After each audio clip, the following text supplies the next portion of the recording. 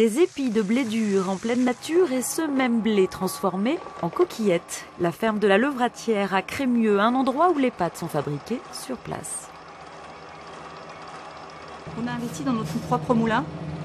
Donc, tout est stocké à l'étage, le grain à la récolte. On le trie sur place, donc juste au-dessous. Il ne sort pas d'exploitation en fait le grain. On trie juste avant de l'utiliser pour enlever le maximum de poussière, pour qu'il soit le plus propre possible. Et de là, on obtient de la farine que Valérie mélange ensuite avec de l'eau. Une recette ultra simple, ramenée non pas d'Italie, mais d'une autre région française. On est allé rencontrer des producteurs dans le sud-ouest.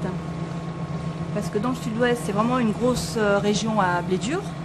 Et là-bas, on trouve des agriculteurs qui font des pâtes, comme chez nous, on trouve des agriculteurs qui font du fromage de chèvre. Depuis que j'ai goûté les pâtes fermières, pas que les miennes, que ce soit celles qu'on a dégustées aussi dans le sud-ouest, elles ont quand même pas le même goût. Maintenant, les pâtes que je trouve dans le commerce, je trouve qu'elles ont un goût d'eau. Ce sont des supports à sauce. Coquillettes, penne ou encore torsade et nouilles, ici on varie les plaisirs et les formes.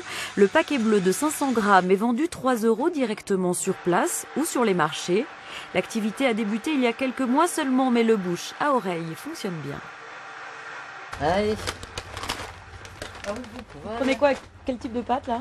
Je prends deux sortes. Je prends les petits tortillons là et puis je prends les nouilles là. J'aime bien aussi. Les petits tortillons pour les petits enfants parce qu'ils adorent ça. Ils peuvent les manger, une toute petite qui les mange à la main. Et puis les nouilles c'est pour moi parce que je les aime bien.